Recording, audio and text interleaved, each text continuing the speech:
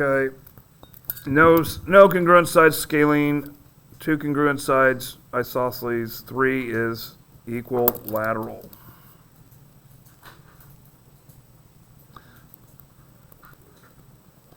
Okay, what would 4 congruent sides be? Not a triangle, correct? Because then that would be yeah. Okay, equilateral. All right, we're going to classify by angle. So basically every triangle has a first and last name.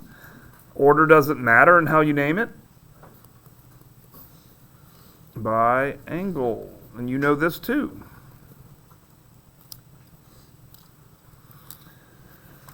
All right. Acute triangle. An acute triangle has 3 acute angles.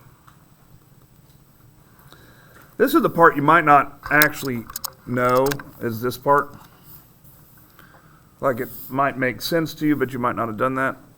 That's an acute triangle. Of course, a right triangle is going to be marked, and it's going to have 1 right angle. Obtuse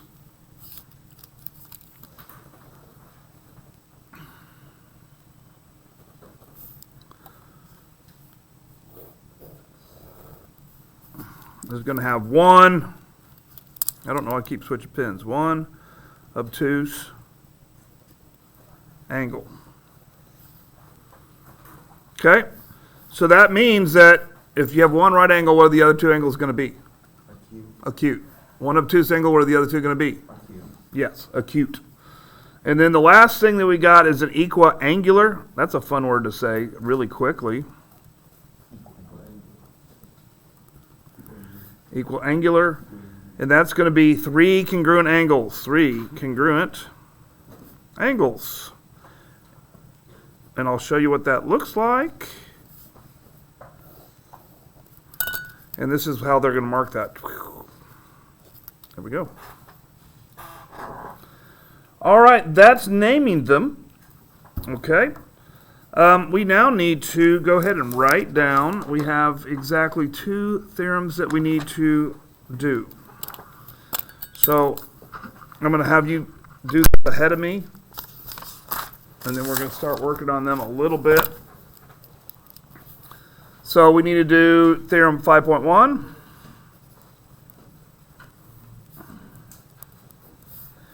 And we need to do theorem 5.2.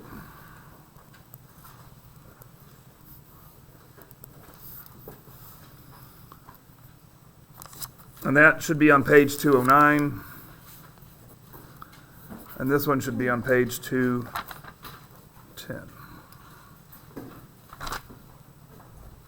And we'll kind of go over this.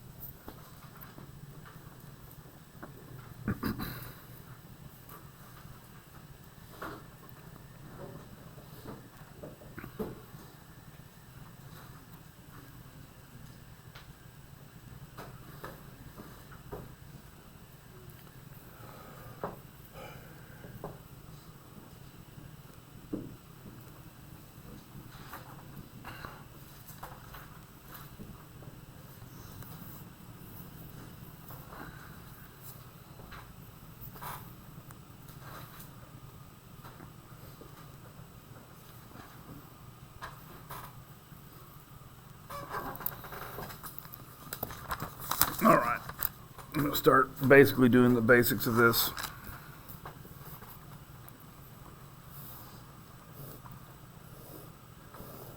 Okay, I always recommend you draw the picture because your problems are going to have a picture on them.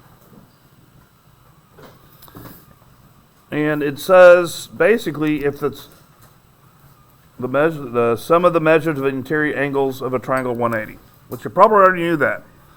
I like to write the algebra on this one.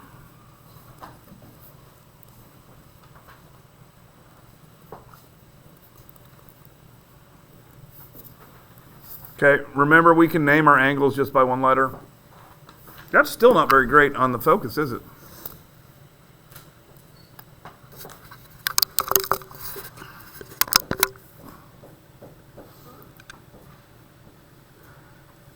Unfortunately, it looks way better on the computer than it does on this because this is not high-def camera.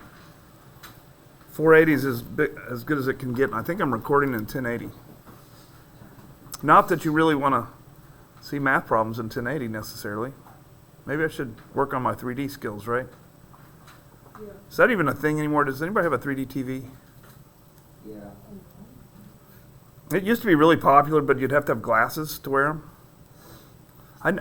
I never liked it, just because a lot of the movies that came out for them were trash.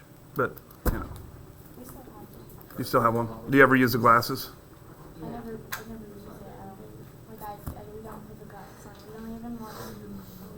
Yeah, use sports and stuff. They're just there. Yeah. They were really popular for a little bit, and then people got sick of them. You probably hit that was the premier 3D movie for 3D TVs right there. Shark Boy and Lava Girl. Yeah.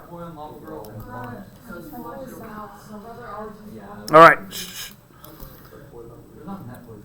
We're just talking about that to get your stuff done here. All right, so we're going to look at that theorem. The other theorem that we need to look at is, well, I didn't give you the name, did I? I need to give you the name. The name's more important than the number. This is called the triangle sum theorem. Not very creative name, is it? That's the nice thing about a lot of these names. The name tells you what it is. You know, triangle sum, it just means adding up all the angles, basically. This one is the exterior angle theorem. And we probably need to look at what an exterior angle is. Interior angle is easy. Exterior angle, well, it's different.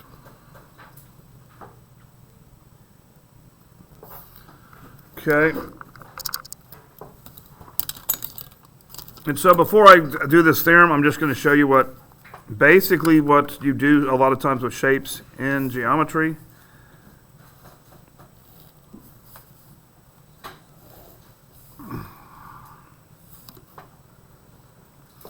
And you just you extend your lines.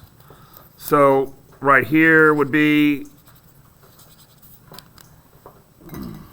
how about pink?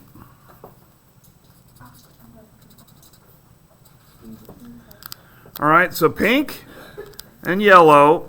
The yellow little dots would represent your exterior angles. And we'll see how well this does with the pink.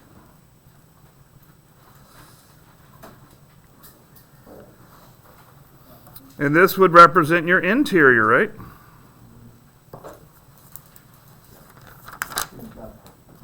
Okay, and so just keep in mind that how I created an exterior angle to the triangle is I just kind of extended the line. Okay, so here's the theorem, how it goes. Well, we're going to go with that. So basically angle 1 here, and it's another formula, measure of angle 1 equals A, B, C. Measure of angle A plus measure of angle B. That is correct. Okay. Why do we think that is?